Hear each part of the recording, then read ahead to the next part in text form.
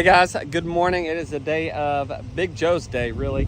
It is Big Joe's day. Here he is, he's ready to go. So the problem is I've got the trailer. I'm ready to get in here, but there's some of these that I really don't trust. And so like this one, the 32 cal, she sees the gate open, she's gone. So I'm gonna actually see if I can go ahead and get them up in the corral, get them away from me, and then I'll be able to pull through, because when you pull the trailer, it takes a lot longer to get through here, obviously. And my gate is on a timer.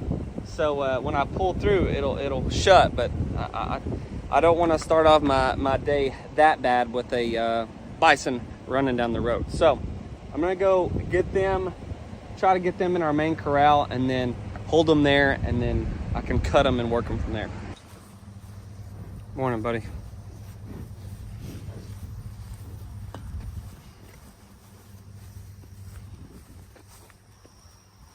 Pretty flowers.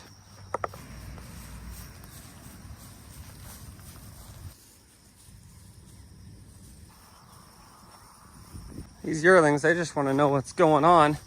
And there's some action happening. When the big herd is up here, they know something's going on.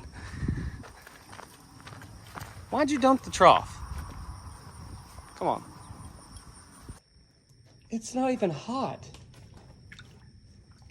It's 75 degrees. What are you doing? Goofy dog. Let's see if the feed sack will get them. If not, could be interesting. What's Big Joe doing? Yeah, see. You see me with the feed sack. Here they come. Let's see if they'll follow me in here. Come on, Maya.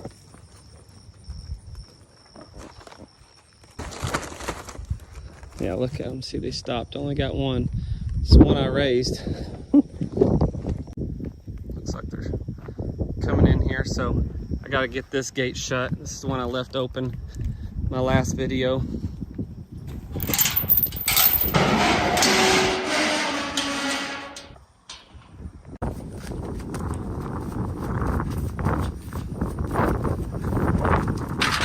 Shoot, shoot, shoot, shoot, shoot, shoot, shoot, shoot, shoot, shoot.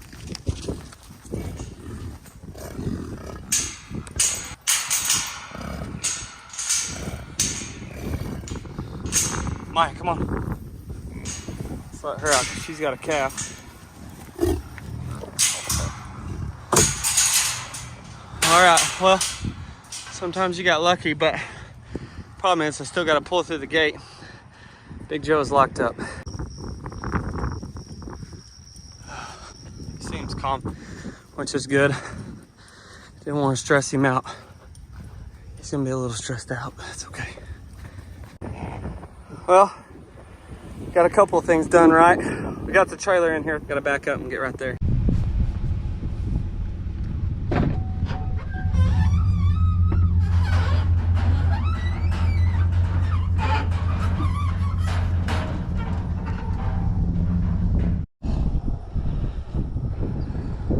I know you're not happy with me, buddy, but we got to get you taken care of. Get you looked at.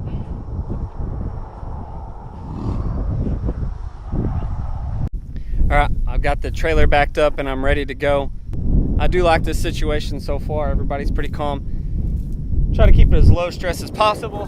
He's not freaking out, which is the #1 concern. And most of the time, these older bulls, I've noticed just traveling places and going to other people's ranches and stuff. These older bulls don't get too worked up unless you force them to, like we've had to in the past, to get him over here and get him worked for the first time, get his vaccinations and weighed. So he definitely wants back over here, but I'm waiting on Tyler to show up, and he's going to help me kind of make sure I get him loaded up, and then we'll be ready to go. So I'll take it that he's calm right now.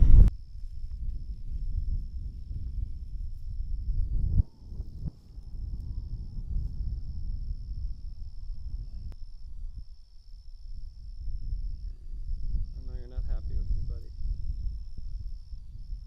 Sorry.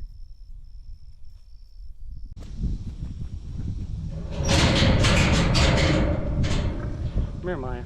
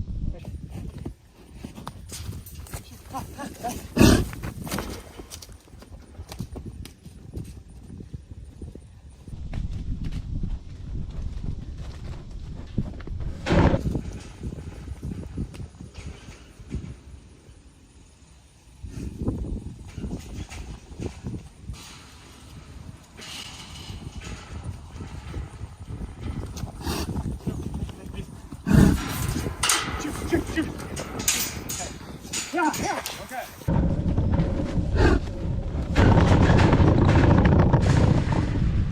Go ahead, make your way. Your way. Yeah, yeah, yeah, yeah, yeah. Go ahead.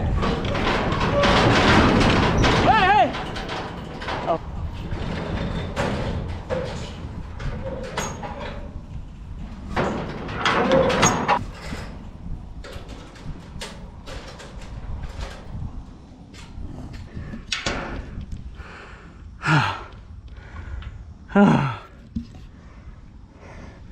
What do you think? Got a couple videos. That was cool. I hate working here. I hate working here.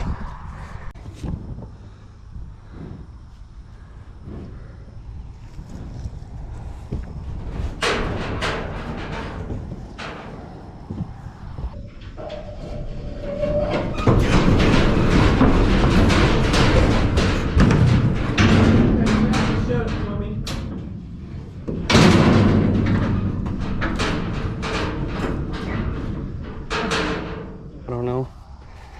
8 weeks, I think. It's Elsa. That was the cutest. All right, guys, the big guy is loaded. It took a couple minutes, but once he found the lane, he just continued to run, so which is a good thing. Sometimes it goes that well, sometimes it could take a long time, but we try to make it as quick as possible and smooth as possible. But he's actually really calm. He's been worked a couple times now. He's chilled out some, which is a good thing. But Tyler and I are gonna head to Stratford and go to Doc Parsons' place. So follow us along, and we'll unload him there and get him tested.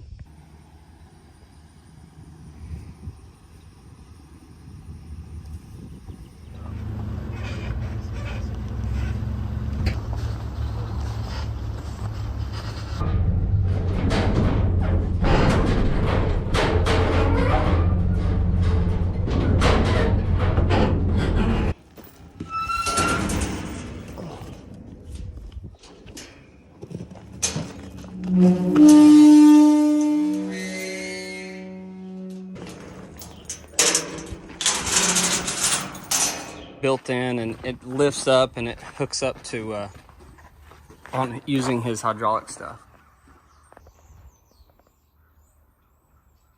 Good guy. There we go.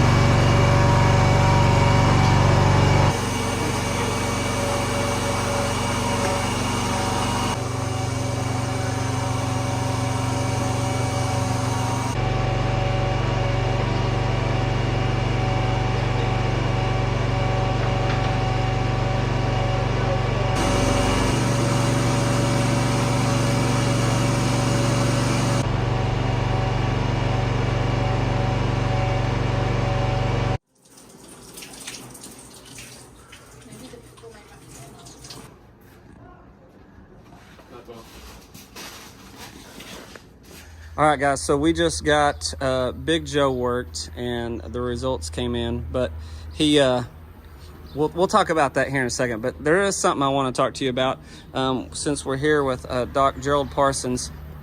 One of the things that I've always talked about is how important the NABR is. Doc's had a big play in this, and he encourages people to do it, and I've talked about it on here several times about why we do it, and so there's a lot of benefits to it, and Doc knows a lot more about it than I do, but this is where it all starts, is right here.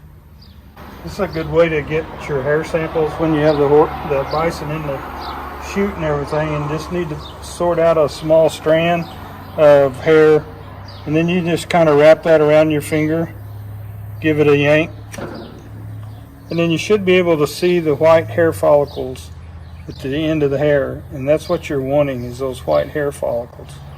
And you can get those really good at the bottom of the hair, bottom of the tail, I'm sorry, tip of it. The North American Bison Registry was set up to put together all the DNA samples and all the information that we were getting from the DNA in one area, so that we can follow trends, patterns, situations. We've got to do a lot of research on color, patterns, and finding out some of the situations why there's white bison, and it turned out there was a Charolais gene in there. There is albino bison, but one of the most important things in today's time about the DNA testing is it's a permanent record. We're going to record Joe, he'll be recorded in the registry, and then we can follow his pedigree and prove that he is the father through the DNA sampling, and who the mother was through the DNA sampling. This way, it makes a non-biased, non-disputable, I mean, there's no way you can argue with it, because it's actual records and backed up by science, that we are not breeding cattle into these bison. They are only bison, and as close to all bison species as we can get. A lot of things has happened in the past, in history. They've happened, we can't do anything about them, we can't change it. Even bison prehistorically bred back and across sometimes with the prehistoric cattle. So it's kind of an issue all along. But from the time our NABR started, which has been about 40 years ago, that's a long period of time to build a pedigree to show that these are only bison, and that the bison industry is one of the main propagators of preserving this species, and that it is only bison. So NABR is a great way to have a backup and a paper trail, and somebody to stand behind you and give you the proof that you're raising bison, you're selling bison, and it's a bison product. And it being such the question about people saying that cattle is in bison, that there's these 100% pure bison is a touchy subject today, and Doc can relate to it more than we can, but there is cattle genes obviously in some bison, just because of the early days, the bottleneck, or the right. Well, there was a bottleneck issue, then we had the beefalo issue, but even before that came along, like I said, prehistorically, the bison originally, when the species had pretty well separated themselves, occasionally they would go back and get close to a beef herd, and there would be some intermingling of genetics. Right. We see that on DNA testing of prehistoric bison, but that's the past. You know, we can't. It's kind of like a Lion King. You know, we slapped him upside the head, and well, that's in the past now. You don't worry about it. Yep. You got to go on and do your best from that point forward. So when the NBA started the NABR, that was one of the greatest things that association ever did, and that is to secure that you're getting the best, closest product of the only bison that's out there. Yes. And a lot of my followers talk to me about the Yellowstone bison, and Doc has actually been up there, worked with the herds at Yellowstone National Park. Could you tell us just a little bit about the Yellowstone bison and maybe their genetics a little bit, Doc, because lots of people are always curious about Yellowstone, and of course it being one of the great places where the bison roam. Well, the bison of Yellowstone, a good thing about it, that's one of our older herds in the national or nation's refuges, and it started with 25 head. And then they added a few bison along the way. Some of those had cattle genes in them that were added. They didn't know at the time there's an issue, but now we're seeing that. But through time, bison will eliminate those cattle genes. I've tested my own herds and seen, and when I was chairman of the NABR, I watched a lot of people's herds after 2 or 3 generations that certain alleles where the cattle genes were, some of those would completely disappear over time.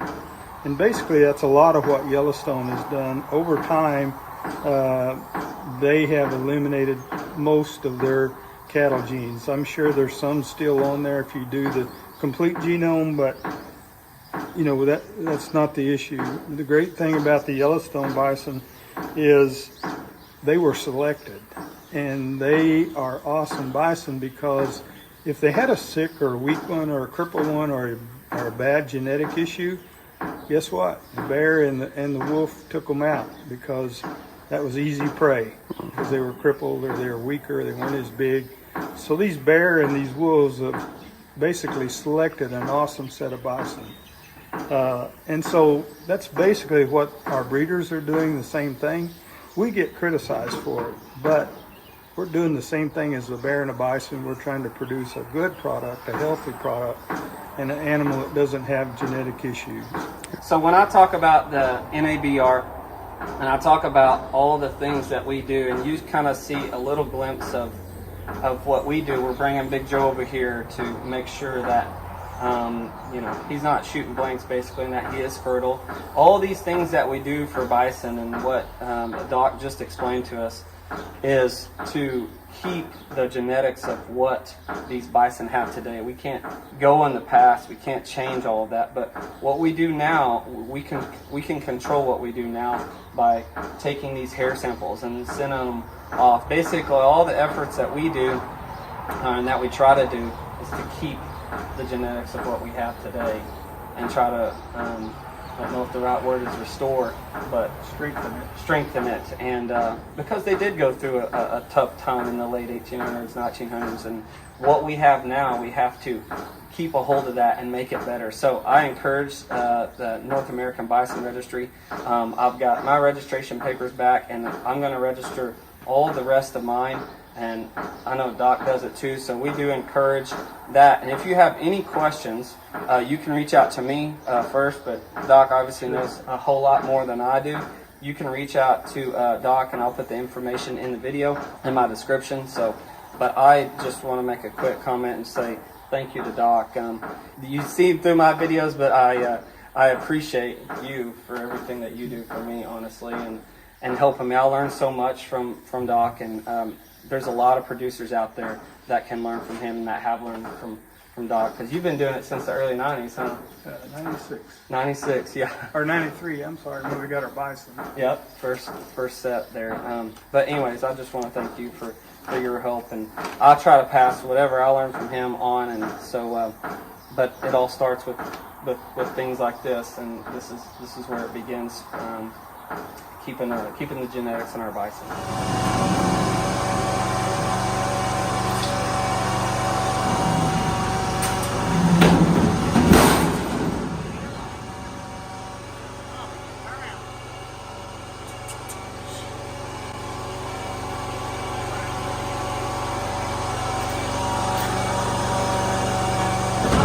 On.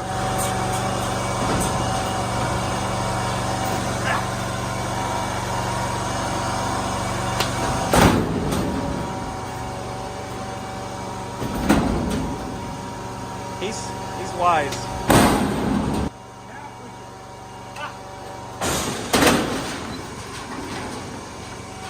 Hey guys, the results are in, and we're gonna head back home, and I'll tell you what. I'll let you know if Big Joe's shooting blanks. We're gonna head back home.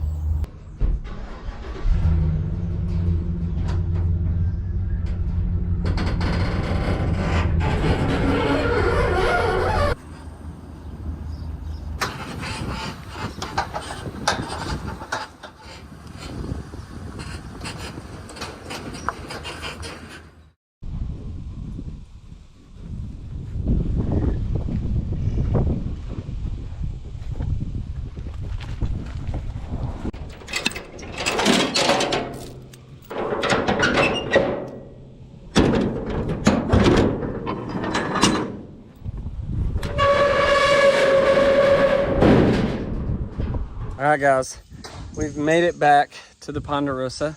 Tyler and I did. Had a good visit with Doc Parsons. We'll talk about that here in just a little bit. Always good to visit with him. He's so smart. But I got to tell you about the big guy here.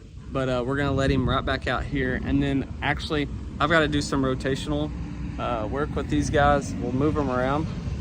I may do that in a little bit, or maybe on the next video. We're going to let him out right now. Okay. Yeah.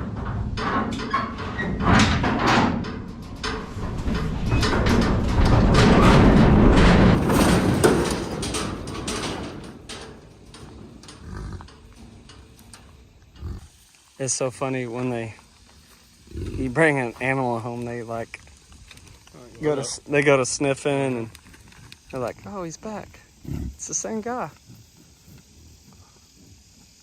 They got all their old stories they tell each other.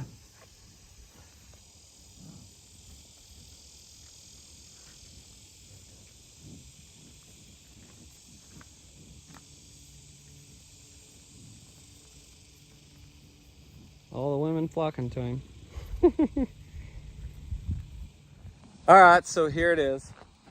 Big guy's back here. He's doing good. All the females came up to him and checked him out and gave him some love. And it's funny how these bison react to when you bring an animal home where it's a new animal. They're like, oh, it's just Big Joe. So anyways, they're all smelling of him and all that, checking him out. But enough talking, and I won't make you wait any longer. But Doc checked it. I actually got to check it too and learn something today. But Big Joe is not shooting blanks.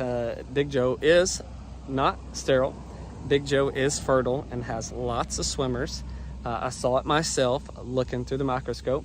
After Doc did, he showed it to me, and so I looked. It's the first time I've ever done that. But he has lots of swimmers. So Big Joe's not sterile.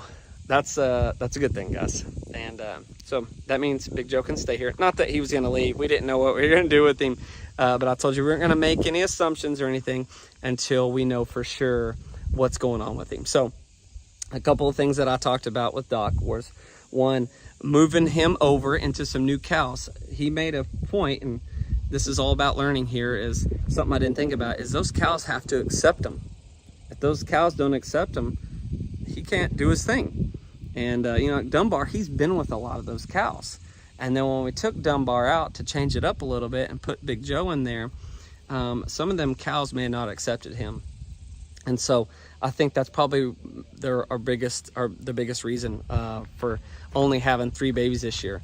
We won't know who the father is of those babies until we get their hair pulled this fall and we get it sent off. Guys, what a great experience today, being able to go up there and work and actually see that. I know it was kind of difficult to watch. I get it. It was difficult for me to watch him go through that.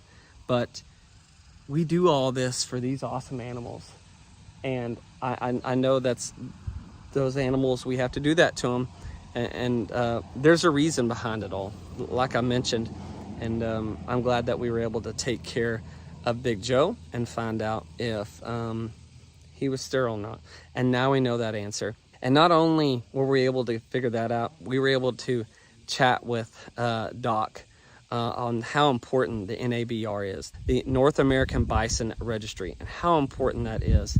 And I love working with him. He is great at what he does, and he knows so much about a bison and the genetic side, and the fact that he helped get that thing going and was the chairman and was part of that, the NABR. It is important, and I know I've talked about it, and you'll hear me talk about it more. I appreciate him. I really do appreciate him, and you'll see more Doc, and I hope you guys understand a little bit more about the NABR. And whenever we work our bison this fall, we're gonna pull hair on all of those South Dakota yearlings and all those Canada yearlings. We're gonna pull hair on them, and all these Texas cows that we haven't pulled hair on and their babies. We're gonna do all that, and we're gonna bring you along on that as well. I'm glad that Doc took the time out of his busy schedule to explain to you about the NABR. I have no idea who that is. But anyways, thank you for Tyler for being here. It's always good to have a fellow, never had you in class, but I had Tyler as a football player at Deer Creek. We miss those Friday nights. We don't miss the practice or anything like that. But now Tyler is going to Oklahoma State, which is my alma mater. Go Pokes.